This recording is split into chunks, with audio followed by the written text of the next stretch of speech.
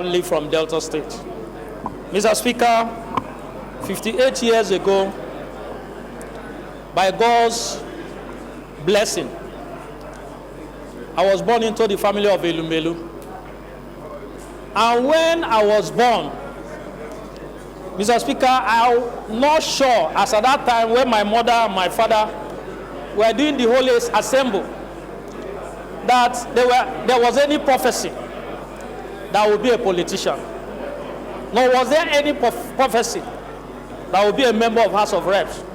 Or was there any prophecy that would be a minority leader? Or was there any prophecy that would serve under your leadership?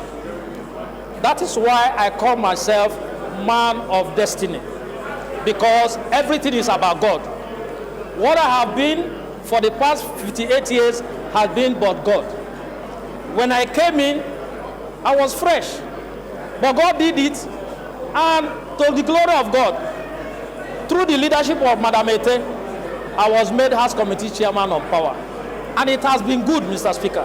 So I have no any other reason but to thank God, because He alone gives power. It is only God that gives power. He gives to whoever that He decides that He wants to give. And for that, I thank Him. Mr. Speaker, because of time, let me profusely thank my wife, my children that have suffered during this period. But for them, it will not have been possible for me to have the time to be there. But most importantly, let me thank 3 governors who took time to nurture me. Of course, Governor Ibori, who cleared the way for me to enter the House. And of course, Governor Duaga nurtured me, and Governor Kowa brought me to maturity. And today, my governor, Right Honorable Sheriff Oborowori, is also providing down more attention to the people of Delta State, which includes me. So for everything that I've achieved, I give thanks to God. But most importantly, I want to thank the Minority Caucus and the whole entire House, the leadership of this House, ranging from you, the Deputy Speaker, and everybody, for giving me the opportunity to stand here as the minority leader. I don't take it for granted. I love everybody. I love my colleagues. I love the members of the Minority Caucus. I love the entire House. All I can say is that there is a future, and God has provided future for us. It is only those who don't believe in God that should be afraid of their future. But when you believe in God and trust in Him, in truth and in spirit, He will always provide for you. Mr. Speaker, I will not sit down without congratulating you.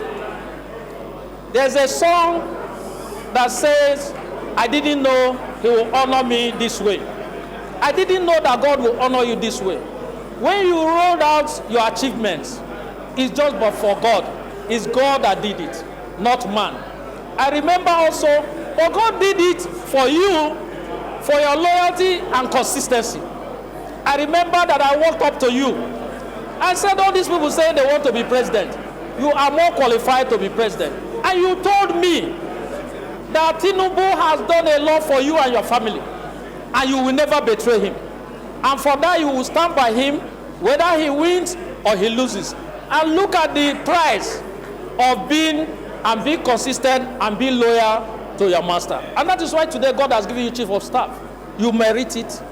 And I believe when I saw that Labour, 1, the court proceedings, 2, your signature, signing that they should suspend the strike, I told somebody sitting beside me that the time of strike in Nigeria is over with your being Chief of Staff in this government.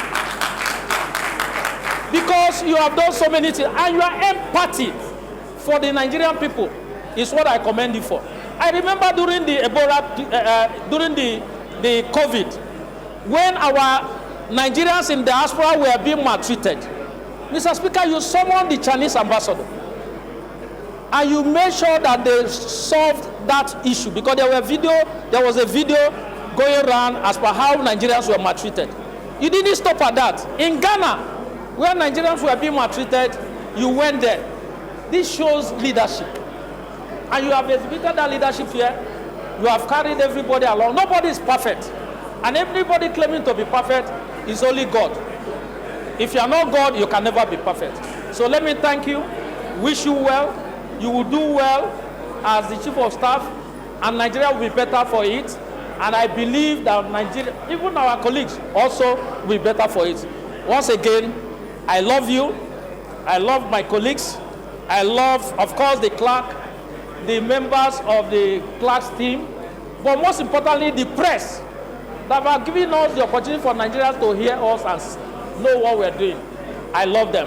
May God bless us, and may God bless the House, and may God bless the Federal Republic of Nigeria. Thank you so much. Thank you, Minority Leader, Honorable Elumelu.